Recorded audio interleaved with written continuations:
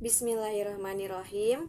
Assalamualaikum warahmatullahi wabarakatuh. Alhamdulillah, alhamdulillahirabbil alamin, wassalatu wassalamu ala asrofil anbiya'i wal mursalin wa ala alihi wa sahbihi ajmain. Amma ba'du. Baik, yang terhormat kepada Dr. Helna Nelis MPD selaku dosen pengampu mata kuliah pengembangan kurikulum, dan kepada teman-teman semua yang saya cintai dan yang saya sayangi dan yang telah menyempatkan waktunya untuk berdiskusi pada hari ini. Baik teman-teman semuanya, perkenalkan, nama saya Dea Safitri dengan NIM 2312178. Di sini saya ingin mempresentasikan hasil kerja saya sendiri dengan tema pengembangan komponen evaluasi dalam kurikulum.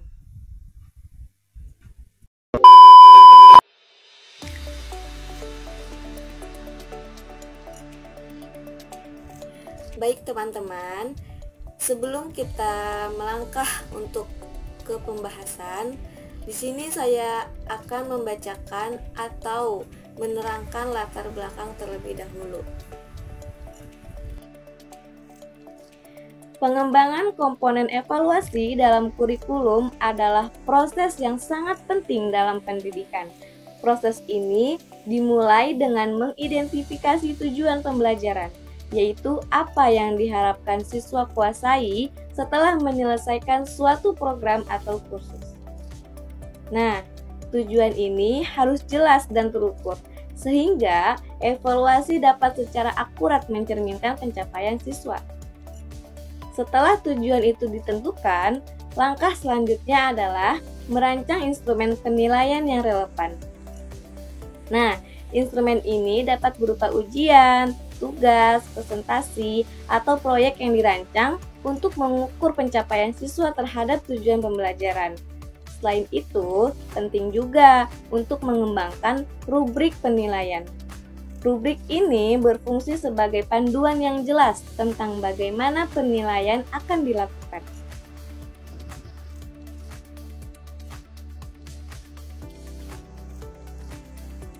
Baik teman-teman, kita lanjut ke pembahasan yang pertama, yaitu tentang pengertian komponen evaluasi dalam kurikulum. Dari perspektif etimologi, istilah evaluasi berasal dari bahasa Inggris yang berakar dari kata value yang berarti nilai atau biaya. Dalam bahasa Arab, istilah untuk nilai adalah al-qiyamah atau al-takdir yang mencerminkan penilaian atau penaksiran.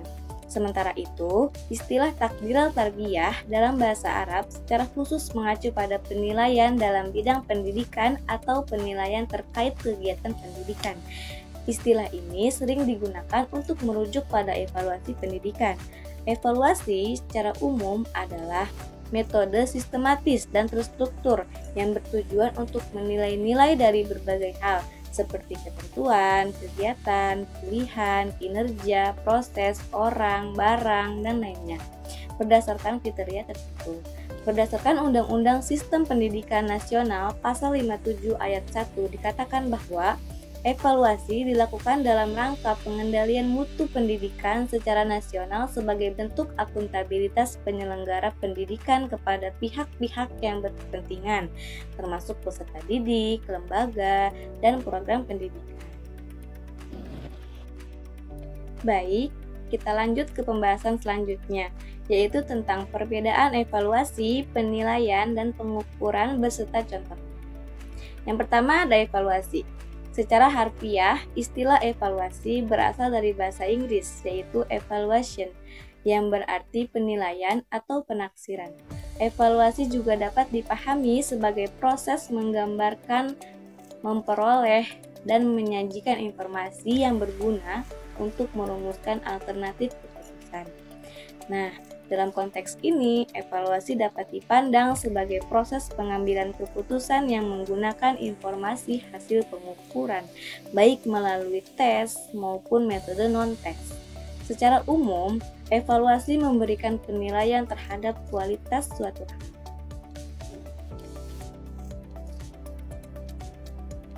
Yang kedua ada penilaian. Penilaian atau assessment merupakan penerapan berbagai metode dan alat yang beragam untuk mengumpulkan informasi mengenai sejauh mana peserta didik mencapai hasil belajar atau kompetensi yang diharapkan. Nah, penilaian ini berfungsi untuk menjawab seberapa baik prestasi belajar seorang siswa.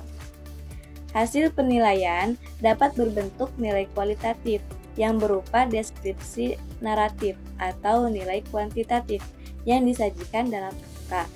Penilaian hasil belajar pada dasarnya mempertanyakan bagaimana pengembangan peserta didik. Nah, dalam hal ini, guru dapat memahami hasil pembelajaran yang telah dilaksanakan.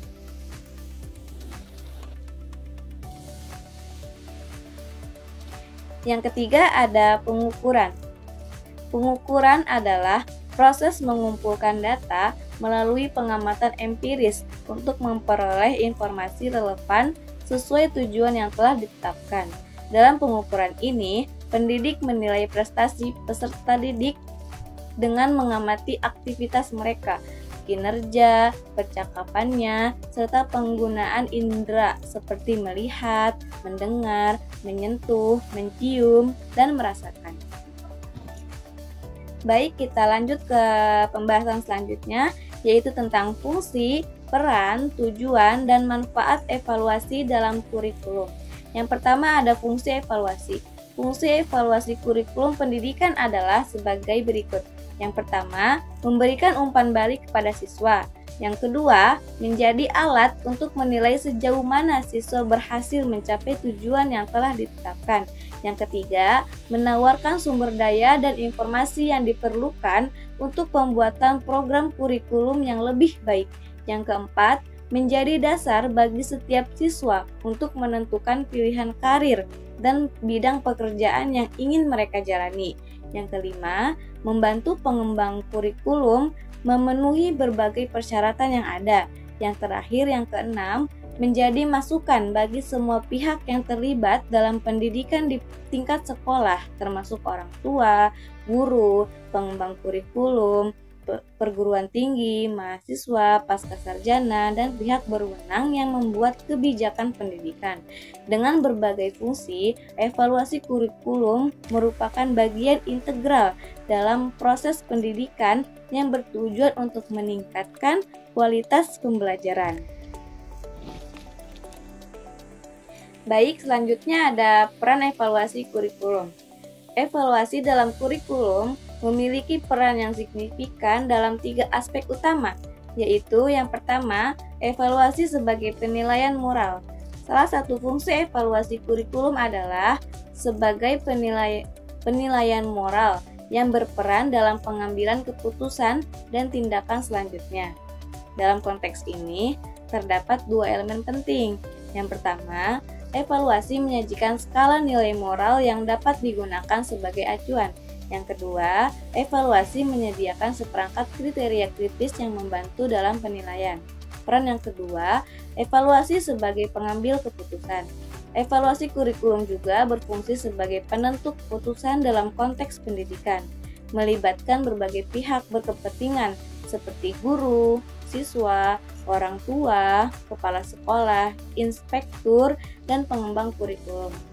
Setiap individu yang terlibat sesuai dengan posisinya akan membuat keputusan berdasarkan prinsip-prinsip yang ada. Besar kecilnya pengaruh keputusan yang diambil oleh seseorang bergantung pada tanggung jawab dan masalah yang dihadapi pada waktu tertentu. Peran yang ketiga, evaluasi sebagai konsensus nilai. Evaluasi dapat dipandang sebagai tradisi pengujian mental dan eksperimen. Dalam hal ini, konsensus nilai yang tercipta berbentuk kerangka kerja yang didasarkan pada penilaian terhadap tujuan-tujuan tertentu yang bersifat perilaku. Ini melibatkan penggunaan analisis statistik terhadap hasil pre-test dan post-test serta metode evaluasi lainnya.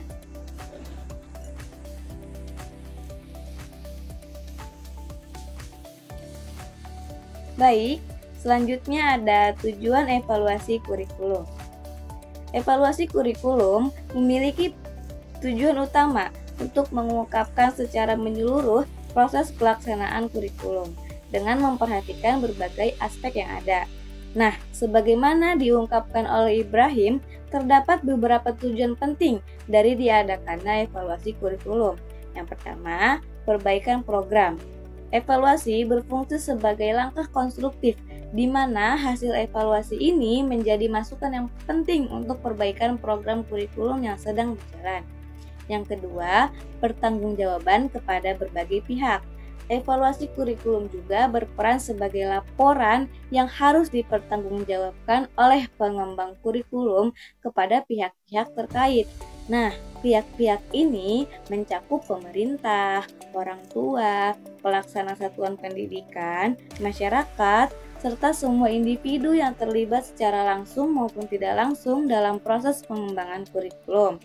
Nah, yang ketiga, penentuan tindak lanjut. Hasil pengembangan tindak lanjut dari hasil pengembangan kurikulum dapat berupa jawaban atas dua pertanyaan kunci. Apa sih pertanyaan itu? Yang pertama, apakah kurikulum baru tersebut akan disebarluaskan ke dalam sistem yang ada?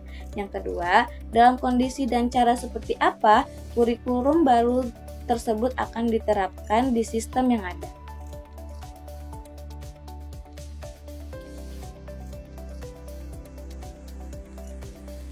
Baik, selanjutnya ada manfaat evaluasi kurikulum. Secara umum, manfaat evaluasi kurikulum dapat dikelompokkan berdasarkan sasarannya, yaitu yang pertama bagi guru. Evaluasi memberikan kesempatan bagi guru untuk menilai efektivitas proses pembelajaran yang telah dilaksanakan, apakah mengalami keberhasilan atau sebaliknya.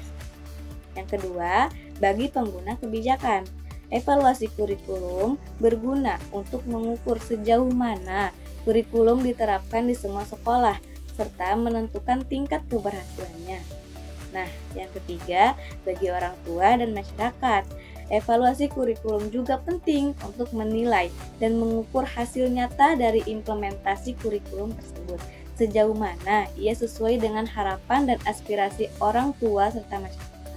Selain itu, menurut Dr. Sukiman, manfaat evaluasi kurikulum meliputi yang pertama perbaikan substansi atau isi kurikulum, yang kedua perbaikan dalam implementasi kurikulum, yang ketiga perbaikan terhadap dampak yang ditimbulkan oleh kurikulum itu sendiri. Baik, kita lanjut ke pembahasan berikutnya, yaitu jenis-jenis evaluasi dalam kurikulum. Evaluasi hasil belajar dapat dikelompokkan menjadi 4 jenis, yaitu yang pertama evaluasi formatif. Evaluasi formatif bertujuan untuk memberikan umpan balik kepada guru yang kemudian dapat digunakan sebagai dasar untuk memperbaiki proses belajar mengajar serta memberikan pelayanan yang lebih baik bagi siswa. Nah, yang kedua ada evaluasi sumatif. Evaluasi sumatif dilakukan untuk memberikan nilai yang mencerminkan kemajuan belajar siswa. Hasil dari evaluasi ini tidak hanya digunakan untuk melaporkan perkembangan kepada orang tua, tetapi juga berfungsi sebagai dasar dalam penentuan kenaikan kelas dan berbagai keperluan administratif lainnya. Nah, yang ketiga ada evaluasi penempatan. Evaluasi penempatan dilakukan untuk menentukan posisi yang tepat bagi siswa dalam proses belajar mengajar sesuai dengan kemampuan yang dimiliki. Yang keempat ada evaluasi diagnostik. Evaluasi diagnostik dirancang untuk memahami latar belakang siswa, termasuk aspek psikologis, fisik, dan lingkungan, khususnya bagi mereka yang mengalami kesulitan dalam belajar. Nah, hasil dari evaluasi ini dapat menjadi panduan dalam mengatasi tantangan yang dihadapi siswa dan berkaitan erat dengan kegiatan bimbingan dan penyuluhan di sekolah. Baik teman-teman, kita lanjut lagi ya ke pembahasan berikutnya, yaitu tentang teknik dan instrumen penilaian. Yang pertama ada teknik penilaian. Teknik dalam pengertian sederhana adalah cara atau bentuk penyampaian informasi. Dalam konteks evaluasi pembelajaran, terdapat dua jenis teknik yang umum digunakan, yaitu teknik non-tes dan teknik tes. Yang pertama ada teknik non-tes. Teknik non-tes adalah metode evaluasi yang tidak melibatkan pengujian siswa secara langsung. Sebagai gantinya, evaluasi ini dilakukan melalui beberapa cara. seperti pengamatan, wawancara, serta analisis dokumen. Nah, yang kedua ada teknik tes. Sesuai dengan pendapat Amir Dayen Indra Kusuma yang dikutip dari Anas Sudijono, tes dapat diartikan sebagai alat atau prosedur yang sistematis dan objektif digunakan untuk memperoleh data atau informasi yang diinginkan mengenai individu. Tes juga didefinisikan sebagai serangkaian pertanyaan latihan atau alat yang dapat dipakai untuk mengukur keterampilan, pengetahuan, intelijensi, kemampuan, atau bakat yang dimiliki oleh individu atau kelompok. Nah, selanjutnya instrumen evaluasi. Model-model evaluasi yang diterapkan membutuhkan instrumen pengumpulan data sebagai dasar untuk mengevaluasi kurikulum.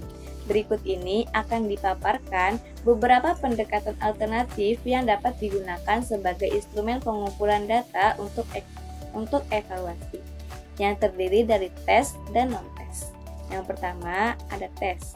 Instrumen evaluasi berbentuk tes ini mencakup berbagai jenis seperti tes pilihan ganda, tes benar salah, tes jawaban pendek, tes pencocokan, peta konsep, pertanyaan esai, tes subjektif, tes asesmen diri, dan lainnya.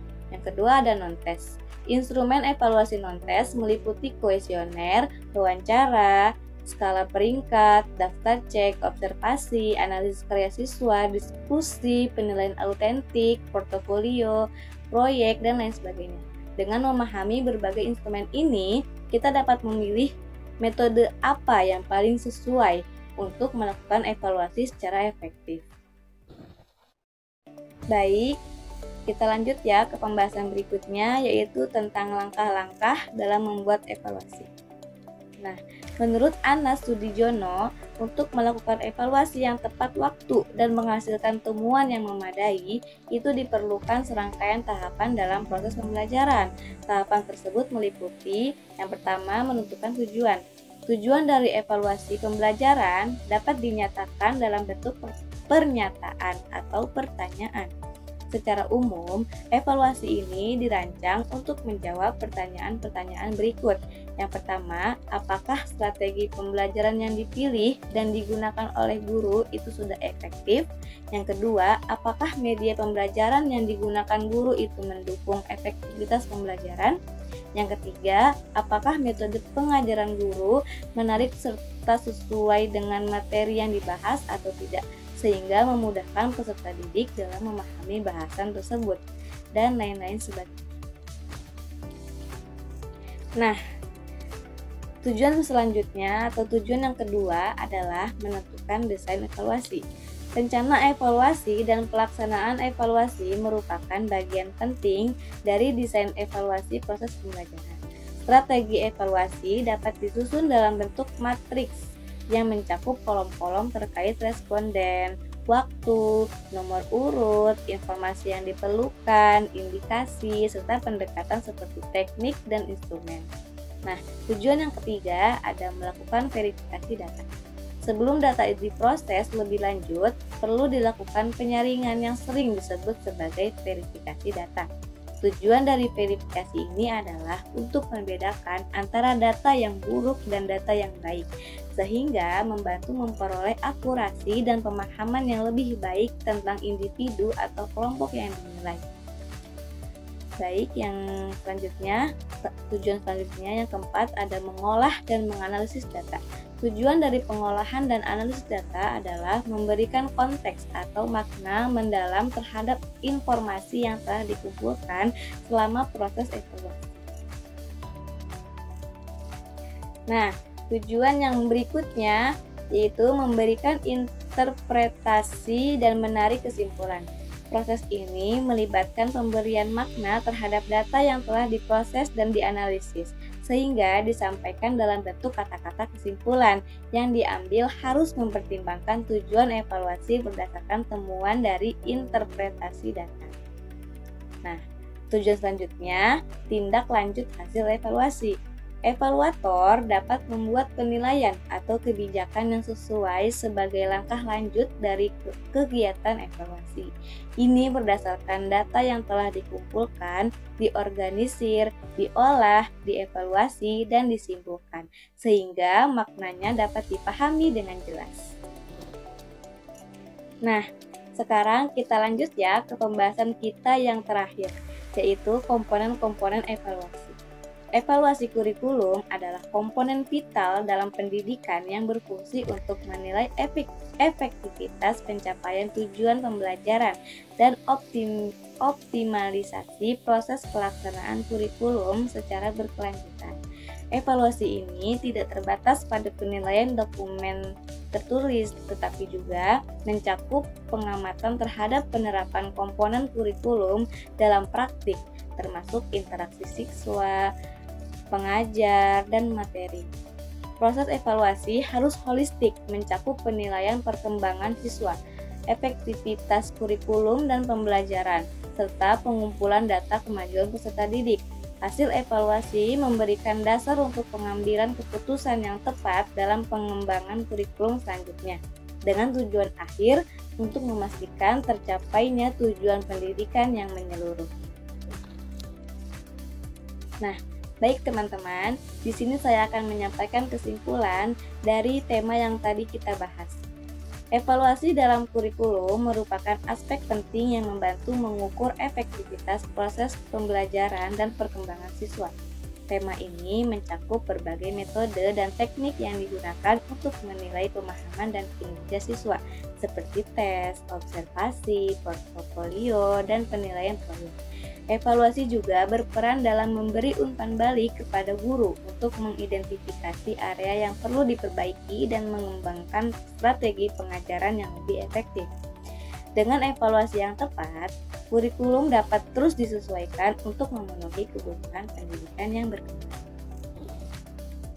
Untuk teman-teman yang mungkin belum memahami atau mungkin ada pertanyaan-pertanyaan yang ingin ditanyakan atau mungkin belum paham tentang materi yang tadi saya bahas, silahkan kalian bertanya di kolom komentar ya. Saya tunggu pertanyaannya. Terima kasih. Baik, cukup sekian presentasi dari saya. Kurang dan lebihnya saya mohon maaf. Wabillahi taufiq wal hidayah. Wassalamualaikum warahmatullahi wabarakatuh.